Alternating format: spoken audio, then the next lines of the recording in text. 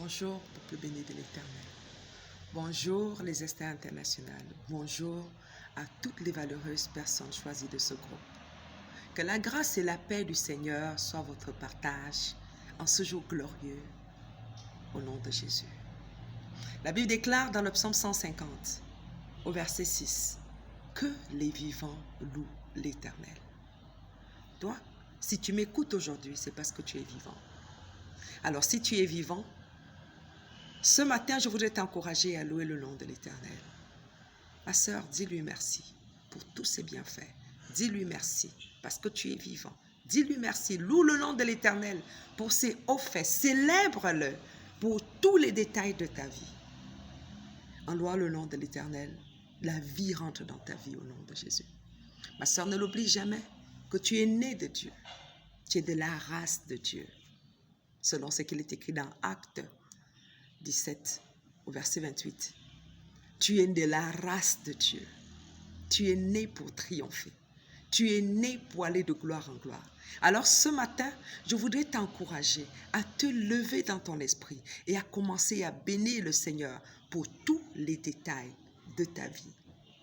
En le faisant, tu seras en train de reconnaître la toute-puissance de Dieu et de reconnaître que tu dépends absolument de lui. Alors, sans plus tarder, nous allons pouvoir partager ce matin un texte dans le livre de 1 Thessaloniciens 5, au verset 17. Le verset est très court, c'est prier sans cesse. Prier sans cesse. Prier, c'est quoi? Prier, c'est parler avec Dieu. Prier, c'est de dire le fond de son cœur, de sa pensée, de dire ce qui est au tréfonds de soi à son Créateur.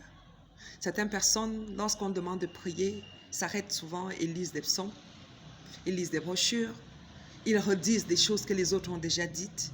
Mais je voudrais te poser la question de savoir, lorsque tu as un amoureux, est-ce que pour lui dire ton amour, tu lis cet amour quelque part ou tu dis ce que tu ressens? Parler à Dieu, c'est parler selon que son cœur bat. Si tu veux dire à Dieu, je t'aime, est-ce que tu as besoin d'aller prendre une littérature quelque part pour lire, n'est-ce pas, lire cet amour? Bien-aimé dans le Seigneur, ce matin, le Seigneur nous recommande de prier sans cesse, en temps favorable ou en temps qui, selon nous, n'est pas favorable. Je sais qu'habituellement, avec les défis de la vie, on est tenté de prier, on est tenté de rendre grâce à Dieu, on est tenté d'être très amoureux de Jésus-Christ après un succès. Il est trop facile de s'arrêter et de dire merci. Il est trop facile d'être enthousiasmé lorsque autour de nous les choses vont bien. Et quand tout va mal, selon notre paradigme, quand tout va mal, selon notre système de pensée, on a tendance à se refermer sur nous-mêmes et on ne veut pas parler à Jésus et on trouve que Jésus nous a déçus et on trouve que vraiment ça ne valait pas la peine d'avoir essayé. On préfère se taire que de pouvoir ouvrir la bouche pour parler. Mais ce matin, le Seigneur nous recommande de prier sans cesse. Il ne dit pas de prier par saison. Il ne dit pas de prier selon que les événements t'arrangent.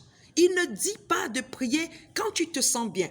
Il dit toi, pour communier avec la nature que tu es devenu, pour partager avec l'esprit qui habite en toi et que cet esprit se sente bien, tu dois pouvoir lui parler sans cesse. Tu lui parles le matin? Pas que tu as fini de parler le matin et tu dis non, j'ai déjà trop parlé, ça suffit toute la journée, tu n'as pas le temps de parler, tu n'as pas le temps d'échanger avec celui qui vit en toi et le soir tu reviens tout fatigué et tu t'en vas te coucher. Le Seigneur t'encourage ce matin. Crée des moments de qualité. Après que tu aies parlé le matin avec le Seigneur, trouve un moment dans la journée. Tu n'as pas besoin d'arrêter tout ce que tu as fait, mais laisse que ton cœur, laisse que tes pensées soient incessamment tournées vers le Seigneur.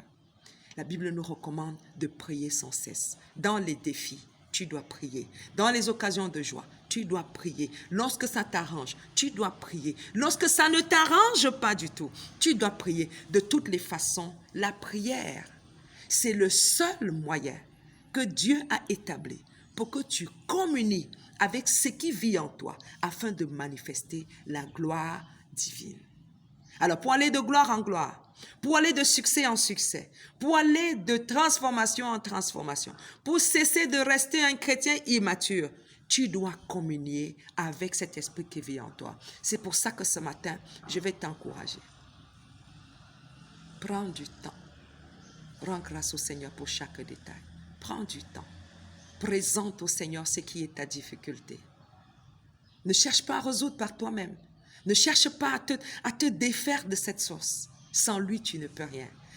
L'assurance que tu as, c'est que la Bible nous dit dans le livre de Marc 11 au verset 24, que quand tu pries, crois et tu verras la chose s'accomplir. Alors si tu as prié et la chose ne s'est pas accomplie, ça veut dire qu'il y a quelque chose qui manquait à cette prière, c'était ta foi. Quand tu pries, crois et tu verras la chose s'accomplir. Alors ce matin, je voudrais t'encourager, ma sœur, à ne pas t'éloigner de la prière, à ne pas abandonner ton autel de prière, à ne pas te dissocier de cette vie de prière. Parce que pour que tu sois équilibré, il faut que tu parles à celui qui est le détenteur de ce qui vit en toi. Le Saint-Esprit habite en toi. Pour communier avec toi, il faut que tu parles au Père, il faut que tu parles au Fils, il faut que tu comprennes que tous sont venus habiter en toi sous forme de cet esprit. Alors chaque fois que tu te détournes de tes moments de prière, pour des raisons que toi seul tu connais, sache que tu es en train d'affamer l'esprit qui est en toi. Alors ce matin, la Bible nous dit, priez sans cesse. En le faisant, Dieu gardera ton cœur, Dieu gardera tes pensées en Jésus-Christ. Et absolument, tu vas développer la foi. Et cette foi qui te permettra d'accomplir ce que tes forces n'étaient pas capables d'accomplir. Maman, tu es bénie pendant que tu appliques cette parole. Tu es bénie pendant que tu, n'est-ce pas, exerces ton cœur à la prière. Tu es béni pendant que tu t'exerces à la prière. C'est seulement en priant que tes progrès seront véritablement visibles. Shalom, shalom.